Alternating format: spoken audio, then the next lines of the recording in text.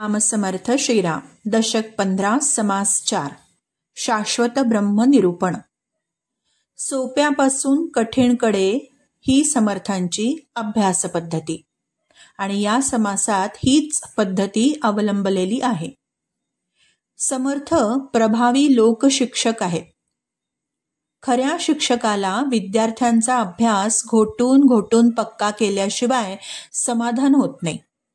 समर्थ वेगवेगळ्या पद्धतीने कठीण विषय अत्यंत सोपा करून सांगतायत. त्यामागे शिष्याचं कल्याण व्हावं ही निरपेक्ष वृत्ती आहे.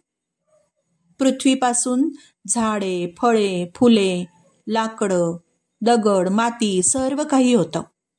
असंख्य प्राणी पृथ्वीवर जन्मतात आणि मरतात. त्यांची पुन्हा माती होते, पृथ्वीतच जाते. पृथ्वी आटली की अग्नी जळून भस्म करतो. ती पुन्हा पाण्यात जाते. तेज पाण्याला शोषतं, तेजाला वायू शोषतो, पण तो आकाशात लीन होतो. जे त्याच्यापासून निर्माण होतं ते त्याच्यात लयाला जातं. हा विश्वाच्या उभारणीचा संवारणीचा अभ्यास करावा. उभारणी आणि संवारणी शिकून घ्यावं, अभ्यासावं.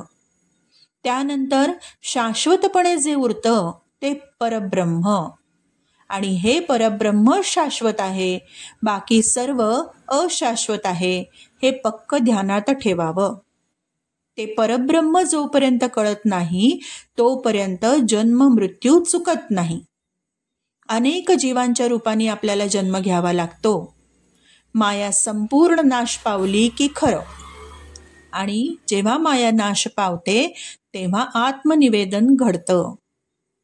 ज्या ठिकाणी शब्द पोहोचू शकत नाही त्या विज्ञानाचं ज्ञान स्वानुभवा वाचून घडणं शक्य नाही.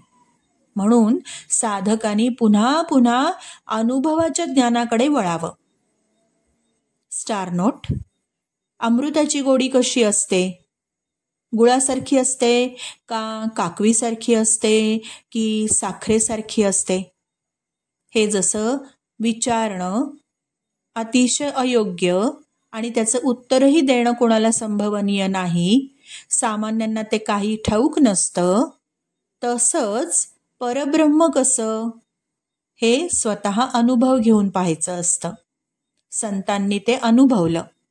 संतही ते शब्दात सांगू शकत नाहीत, तरीही ते विविध उदाहरणं देतात आणि सामान्यांच्या पातळीवर येऊन ज्ञान उजागर करतात, मार्गदर्शन करतात. पण अनुभव आपण आपलाच घ्यायचा असतो. श्रीराम समर्थ श्रीराम.